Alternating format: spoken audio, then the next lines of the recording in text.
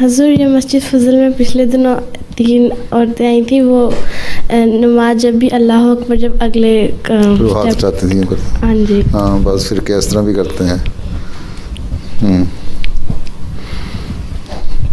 وہی مسئلہ چلا ہے نا، بعضوں نے اس کو ہاتھ اٹھانے کے نماز پڑھنے کو اور نہ اٹھانے کو آپس میں جو مختلف فرقے تھے نا، ان کی اتنی لڑائیاں ہونے لگیں.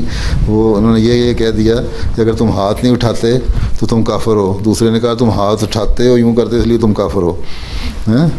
اسی طرح ایک دوسرے کو کفر کے فتوے لگانے شروع کر دیے. تو یہ بھی ہے ایک مسئلہ چل رہا ہے بعض فرقوں میں. اس لیے 72 فرقے ہیں نا، آپس میں لڑتے رہتے ہیں. حضرت مسیح علیہ الصلوۃ والسلام اسی لیے آئے تھے کہ ان کو بتانے کے لیے کہ کرو. اب بعض لوگ کہتے ہیں کہ ہاتھ یہاں باندھنا چاہیے نہیں جب باندھتے ہو، بعض کہتے ہیں یہاں کرو، بعض کہتے ہیں یوں رکھو. تو مختلف فرقوں نے بنایا ہوا ہے، لیکن حضرت صلی اللہ علیہ وسلم نے عموماً یہی طریقہ بتایا. اور حضرت مسیح علیہ السلام کو حکم اور عدل کہتے ہیں کہ جو حکم فیصلے کریں گے اور انصاف قائم کریں گے دنیا میں.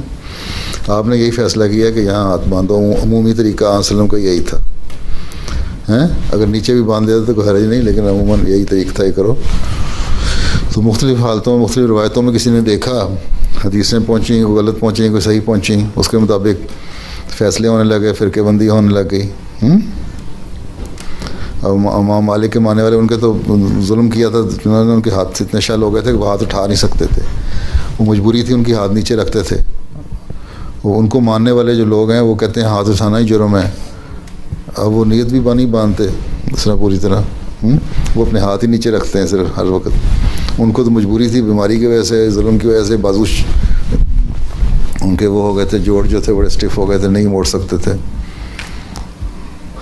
تو یہ ان کے ماننے والے کہتے ہیں کہ نہیں کرو ہی نہ. افریقہ میں اکثر فرقے اس طرح ہی ہیں.